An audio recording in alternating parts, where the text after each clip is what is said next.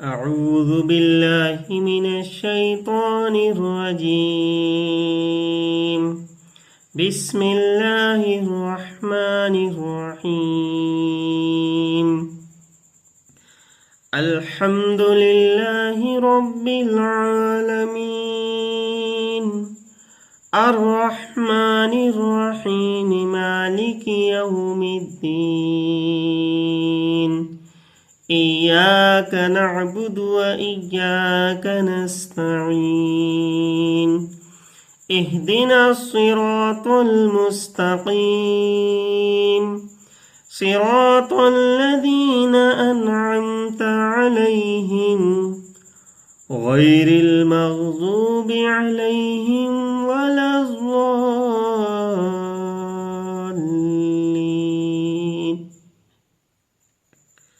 صدق اللہ العظیم. میں نے سورہ فاتحہ کی تلاوت کی ہے. سورہ فاتحہ 7 آیتوں پر مشتمل ہے. ان میں سے پہلی 3 آیات اللہ تبارک و تعالیٰ کی حمد و ثنا پر مشتمل ہیں، اور آخری 3 آیتوں میں انسان کی طرف سے دعا و درخواست کا مضمون ہے، جو اللہ تعالیٰ نے رب العزت نے انسانوں کو اپنی رحمت سے انسانوں کو خود ہی سکھایا ہے. اور درمیانی ایک آیت میں دونوں چیزیں مشترک ہیں، یعنی کچھ حمد و ثنا کا پہلو ہے، کچھ دعا و درخواست کا پہلو ہے. صحیح مسلم میں بروایت حضرت ابو ہریرہ رضی اللہ تعالی عنہ منقول ہے کہ رسول اللہ صلی اللہ علیہ وسلم نے ارشاد فرمایا کہ حق تعالی نے فرمایا ہے کہ نماز یعنی سورہ فاتحہ میرے اور میرے بندے کے درمیان 2 حصوں میں تقسیم ہے، یعنی نصف میرے لیے اور نصف میرے بندے کے لیے، اور جو کچھ میرا بندہ مانگتا ہے وہ اس کو دیا جائے گا.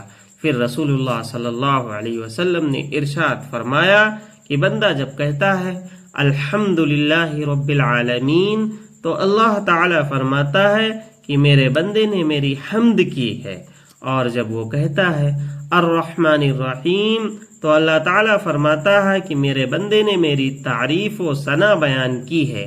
اور جب بندہ کہتا ہے مالک یوم الدین تو اللہ تعالیٰ فرماتا ہے کہ میرے بندے نے میری بزرگی بیان کی ہے. اور جب بندہ کہتا ہے ایاک نعبد و ایاک نستعین تو اللہ تعالیٰ فرماتا ہے کہ یہ آیت میرے اور میرے بندے کے درمیان مشترک ہے، کیونکہ اس میں ایک پہلو حق تعالیٰ کی حمد و ثنا کا ہے اور دوسرا پہلو بندے کی دعا و درخواست کا ہے. اس کے ساتھ بھی یہ ارشاد ہوا کہ میرے بندے کو وہ چیز ملے گی جو اس نے مانگی. پھر جب بندہ کہتا ہے اہدنا الصراط المستقیم صراط الذین انعمت علیہم غیر المغضوب علیہم ولا الضالین آخر تک، تو حق تعالیٰ فرماتا ہے یہ سب میرے بندے کے لیے ہے اور اس کو وہ چیز ملے گی جو اس نے مانگی. ذرا غور کیجیے. الحمدللہ کے معنی یہ ہیں کہ سب تعریفیں اللہ ہی کے لیے ہیں، یعنی دنیا میں جہاں کہیں کسی چیز کی تعریف کی جاتی ہے وہ در حقیقت اللہ تبارک و تعالیٰ کی تعریف ہی ہے. اگر غور کیا جائے دنیا میں ان چیزوں پر غور کیا جائے جو بہت ہی خوبصورت ہیں، بہت ہی عجیب ہیں، بہت ہی خوشنما ہیں، وہ چیزیں جو انسان کو اپنی طرف راغب کرتی ہیں، اپنی طرف اٹریکٹ کرتی ہیں، اپنی طرف کھینچتی رہتی ہیں، تو بظاہر وہ چیزیں خوبصورت ہیں، اور جس نے بھی بنایا ہے، جس کاریگر نے بھی بنایا ہے وہ بہت اچھا بنایا ہے.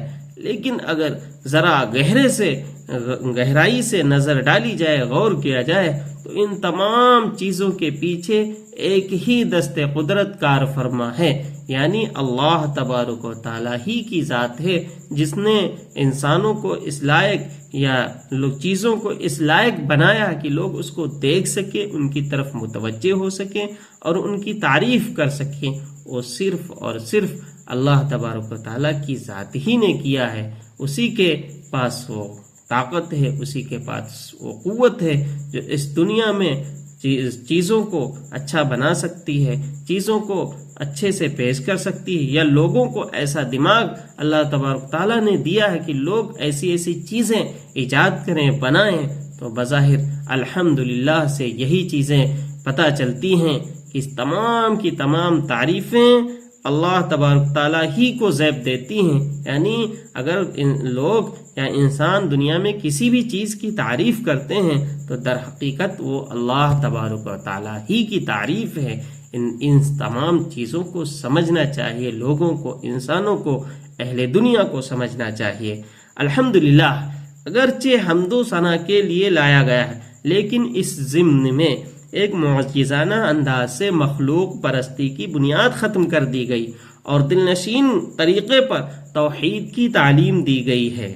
غور کیجئے کہ قرآن کا اس مختصر سے ابتدائی جملے میں ایک طرف تو حق تعالیٰ کی حمد و ثنا کا بیان ہے اور اسی کے ساتھ مخلوقات کی رنگینیوں میں الجھے ہوئے دل و دماغ کو ایک حقیقت کی طرف متوجہ کر کے مخلوق پرستی کی جڑ کاٹ دی گئی اور معجزانہ انداز سے ایمان کے سب سے پہلے رکن یعنی توحید باری کا نقش اس طرح بٹھا دیا گیا کہ جو دعویٰ ہے اس میں غور کرو تو وہی اپنی دلیل بھی ہے۔